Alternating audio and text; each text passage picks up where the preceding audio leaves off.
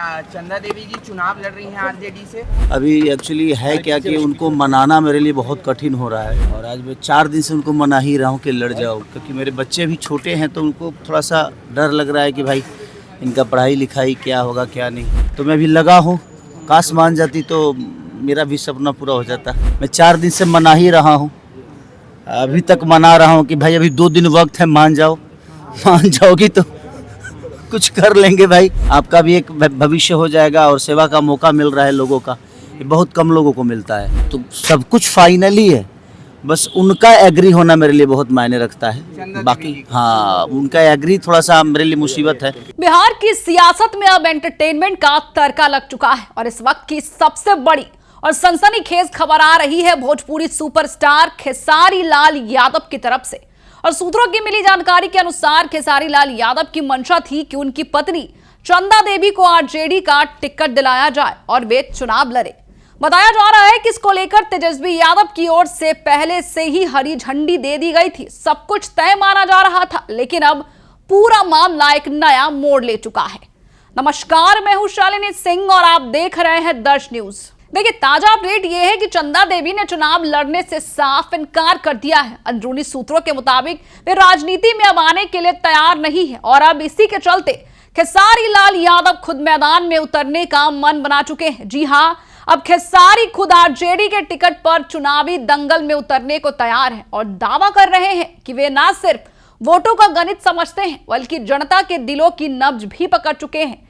क्या कुछ कहते नजर आए हैं, सुनिए। क्या चंदा देवी जी चुनाव लड़ रही हैं आरजेडी से? नहीं, मैं भी आया हूँ कुछ दूसरे काम से, क्योंकि मेरे काम था। अभी एक्चुअली है क्या कि उनको मनाना मेरे लिए बहुत कठिन हो रहा है और आज मैं 4 दिन से उनको मना ही रहा हूँ कि लड़ जाओ, क्योंकि मेरे बच्चे भी छोटे हैं तो उनको थोड़ा सा डर लग रहा है कि भाई इनका पढ़ाई लिखाई क्या होगा क्या नहीं। तो मैं भी लगा हूँ, काश मान जाती तो मेरा भी सपना पूरा हो जाता। आप भी है भैया चुनावी मैदान में? नहीं, मैं तो शुरू से चुनावी मैदान में नहीं था। नहीं, उन लोगों का बिल्कुल मन है, मैं जहाँ से चाहूँ वहाँ से मुझे टिकट मिल सकता है, लेकिन मुझे नहीं लड़ना है। लड़ना है जिसको, उसका एग्री होना बड़ा ज़रूरी है, क्योंकि उनको क्षेत्र में रहना है, उनको सेवा करना है, तो वो कितना तत्पर रहेंगी। और बच्चे मेरे और छोटे हैं अभी, तो उनका भविष्य भी तय करना है। मैं तो काम में रहता हूँ, तो उनके लिए थोड़ा सा टफ जॉब है, तो उनको बड़ा डिसाइड करने में वक्त लग रहा है। मैं 4 दिन से मना ही रहा हूँ, अभी तक मना रहा हूँ कि भाई अभी 2 दिन वक्त है, मान जाओ। मान जाओगी तो कुछ कर लेंगे भाई, आपका भी एक भविष्य हो जाएगा और सेवा का मौका मिल रहा है लोगों का, ये बहुत कम लोगों को मिलता है।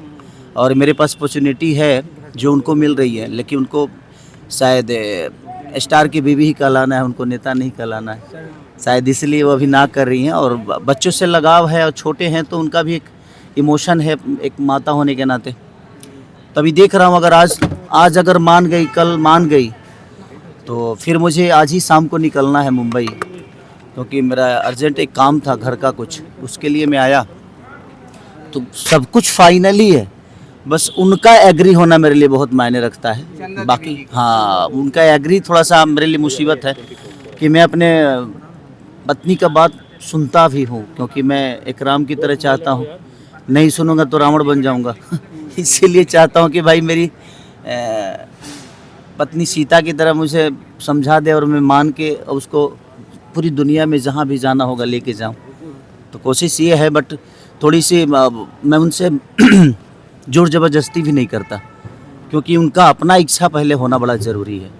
और एक महिला है, हाउस वाइफ है, तो उनको अब समाज के बीच में अचानक से आना और बहुत सारी चीज़ें बदलेगी, उनको बोलना भी है, उनको अब लोगों के हक के लिए कहना भी है, तो वो सारी चीज़ें थोड़ी सी उनके लिए टफ है।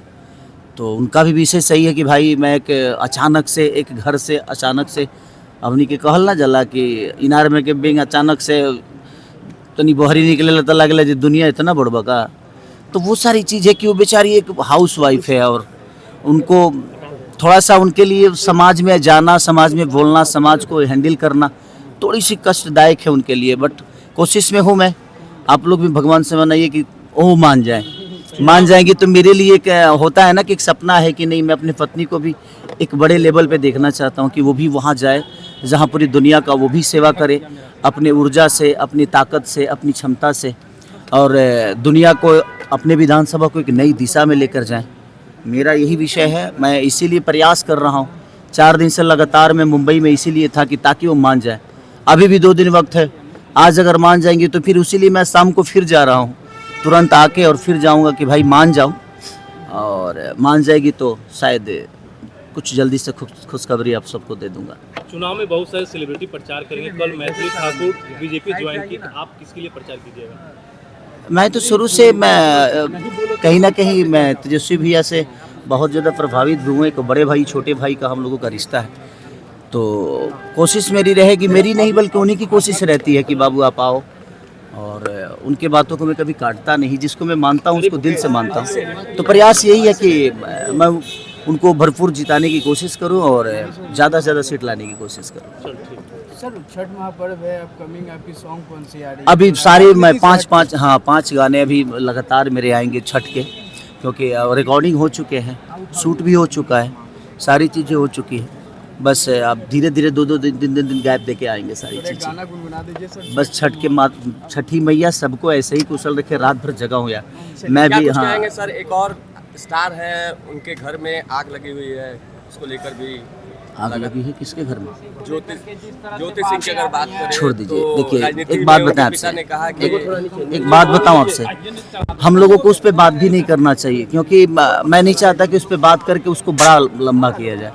वो उनका अपना मैटर है और सुलझने वाला है नहीं, तो हम उसको बात करके ना और उलझा रहे हैं। तो इससे बेहतर है कि भाई वो दोनों समझदार हैं, उस चीज़ को समझते हैं, वो लोग समझ ले। क्योंकि हम लोग कुछ भी बोलेंगे ना तो लोगों को यही लगता है कि नहीं हम मज़े ले रहे हैं। हम मज़े नहीं ले रहे, हमें भी बुरा लग रहा है कि भाई सबका अपना परिवार है, फैमिली है, घर है, बस जाए, दोनों एक हो जाए, चाहे पूरी दुनिया एक होकर जीवन को चलाए, क्या दिक्कत है किसी को। बट एक दुनिया के नज़र में मेरा जो क्षमता है उसके लिए मेरी से सवाल दुनिया करती है। बट मैं सबसे बोलूँगा ना कि आप लोग इस सवाल को छोड़ दो। अब इस सवाल में कुछ रखा नहीं है, क्योंकि वो चीज़ें आती रहेगी जाती रहेगी और हम लोग फालतू में उलझते रहेंगे। भला बुरा हमें बोला जाता है, जबकि हम लोग सही बोलते हैं भाई। कोई पूछता है तभी आदमी जवाब देता है, नहीं पूछेगा तो क्यों जवाब देगा। ऐसा थोड़ी है कि मैं खोद के बोलता हूँ कि नहीं वही सवाल तुम लोग पूछो भाई, ऐसा नहीं है। मैं भी चाहता हूँ कि पूरी दुनिया एक होकर रहे। हमारा एक रिश्ता है पति पत्नी का, मैं तो हमेशा प्रयास करता हूँ कि हमारा घर बचा रहे। और मेरी पत्नी अगर कुछ बोल भी देती है तो मैं उसका जवाब इसलिए नहीं देता हूँ कि मेरे लिए वो बात बड़ा नहीं है, मेरे लिए वो रिश्ते बड़े हैं। तो जिसके लिए रिश्ते बड़े होते हैं ना, वो बात को भूल जाते हैं, और जिनके लिए बात बड़ा होता है ना, उनके लिए रिश्ते बड़े छोटे हो जाते हैं। तो मुझे लगता है कि रिश्तों को बड़ा रखिए, बातों को भूल जाइए। Thank you. तो सुना आपने। अब बताया जा रहा है कि वे खुद तेजस्वी यादव से मिल चुके हैं और अब सारी रणनीति लगभग फाइनल हो चुकी है। आरजेडी के तरफ से भी उन्हें पूरी समर्थन मिल रही है। और आपको बता दें कि राबड़ी आवास के बाहर भी समर्थकों की भीड़ ये साफ इशारा कर रही है कि खेसारी लाल यादव की एंट्री से ये चुनावी मैदान और भी ज्यादा चमकदार और दिलचस्प होने वाला है। लेकिन अब देखना यह होगा कि भोजपुरी के सुपरस्टार राजनीति के मंच पर भी हिट होते हैं या नहीं। लेकिन इतना तय है कि खेसारी लाल यादव की एंट्री से बिहार चुनाव का तापमान और बढ़ चुका है। तो बने रहे हमारे साथ और देखते रहे दर्श न्यूज। और लेकिन अपनी राय हमें कमेंट बॉक्स में लिखकर जरूर बताएं।